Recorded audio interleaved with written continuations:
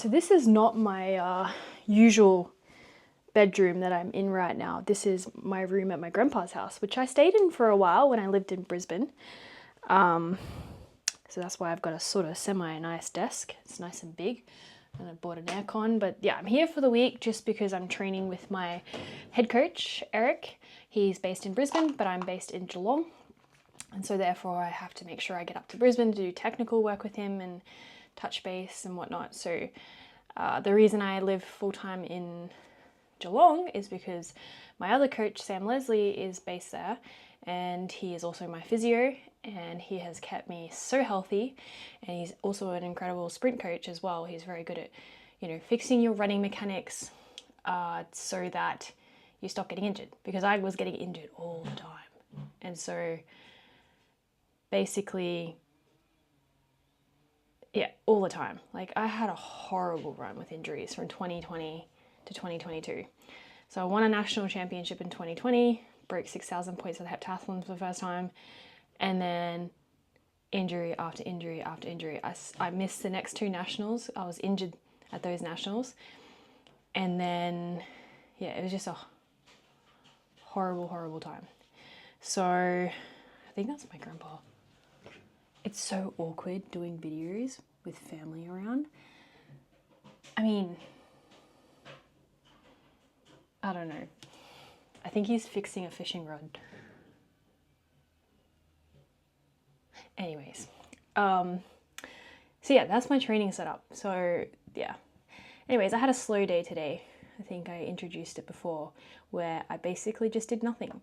Nothing. I'll do some stretching and mobility tonight. And some breathing exercises, but today was an adaptation day. You only recover from the training that you only adapt from the training that you recover from. So I've been training really hard, training really well, and if I want to get those adaptations and have the benefits, show in competition and the things I do, then I need to recover. So yeah, the other thing I'm trying to do is like post TikTok content daily. I'm trying to be consistent with content because that's really important in this day and age. You could be building really cool things and doing lots of really exciting things, which I feel I am, but if people aren't seeing that, or people don't know about it, and you aren't engaging with a community in that process, it's kind of like superfluous. I mean, you've just wasted a lot of effort. So, and the only way I can with TikTok, the first goal is to be consistent. Once I'm consistent and found a routine and created a system to be able to generate content, then I will double down on the craft, meaning try and be more curated and get more creative with what I'm doing, which is going to be cool because I am a creative person. And then I guess the YouTube stuff is going to be more long form. I'm not going to be tailoring this to like short attention span or anything. I'm just going to say it as it is and share my journey and what I'm doing and what I'm about right now. So training week this week. And just, I guess, resetting for the year. I mean, New Year's has passed, obviously, so I don't really do resolutions. I think if you have to set a resolution on New Year's Day, you need to look at your life and wonder why that is. I just think there's better ways to do it. But yeah, so that's content. So I'm going to edit a video on TikTok now to make sure that I stick to my consistency that I set. It's more proving to myself that I do what I say I'm going to do. And yeah, talk to this camera right now. Probably make a YouTube video, post it. I really don't know how people are going to take it, considering I'm just talking and not giving you that exciting content that athletics usually brings. This is a bit more real. But anyways, this is what this YouTube is going to be about. It's just real, sharing the journey. Got the world champs this year in September. Got a national championship in April. I'm very, very determined to win my title back. Like, I feel like I've lost the last 2 years, and someone told me, well, I feel like I did lose the last 2 years. I wasn't the best heptathlete on the day. I got second. Someone told me that you should never let someone beat you who shouldn't beat you. And I know why that is, because as soon as you like let people get dubs on you, they start think like it's a psychological thing, right? And I'm aware of that. Does that have an impact? Yeah, it does, but I'm aware of it and I don't really let it play. It doesn't really bother me that much, to be honest, right now. Oh no, I'm thinking too deep. Don't pull myself out. No, but this is how I think about it now. Yes, you shouldn't let people beat you that shouldn't beat you. But I believe that, the people that I have been beaten by in the heptathlon at the Australian Championships did deserve to beat that version of me. Because that version of me, that version of Tori who competed, is not the version of Tori I am now. And I think the version that I am now, I certainly shouldn't let anyone beat me that shouldn't beat me. And that won't happen. So, yeah, that's how I think about it. So, going for that big national championship, that's my first goal. And I think the rest of the season will flow really nicely from there. Got GOTSIS again in, where is it? It's in May. I think it's the end of May in Austria, which is going to be exciting. And then the World Championships.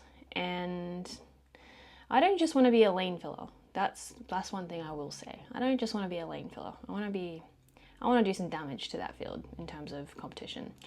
So yeah, that's my year in terms of athletics, but my year outside of athletics is even more intense, to be honest. I have a startup company called Equal Labs. We build lots of different tech, but we are building tech for athletes, and the whole idea is to give athletes, I guess, ownership over data and open up ways to earn and really try to like rebalance the system that is. So I feel like my company is named is Equal Labs, and the reason for that is because Equal Labs is short for equilibrium, and equilibrium represents like a system, and there's a change in the equilibrium of a system when a different force comes into play, and then there's a new equilibrium established.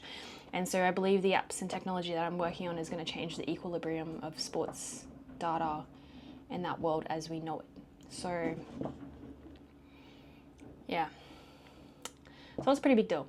So I got some funding a couple years ago now, and actually in the last couple of years I've been funded quite well to get it up and going. It's not generating revenue yet because we have integrated blockchain technology, and integrating blockchain technology for consumer products is exceptionally hard. Like there's so many rules because there's been so much like foul play in the market where bad players have just made it hard for everyone. So anyways, a lot of resistance there, but we're actually on a really good path right now, and we should be able to launch in the next couple months. So that's exciting. And in the process of that launch, we're actually going to raise money as well. So I'm going to get more investors involved and make it a legit thing. It's always been a legit thing. It's just, I always had this desire to bootstrap it, and try and, build it community driven and whatnot. But I don't know if that's going to be possible because realistically, we have a lot of costs to get it to market. I'm going to be more and more limited in the time that I have to do code and product because of athletics, because this is the time of my life where athletics can actually happen. And yeah, so yeah, I just have to be realistic about what my capacities are, because I want to move into a role of leadership and steering the vision and leading the company always and always being involved. But right now I wear like 10 different hats in the company. And to really take it to the next level, we need like investment to get more team members. So Kipling and I have been working full time on it.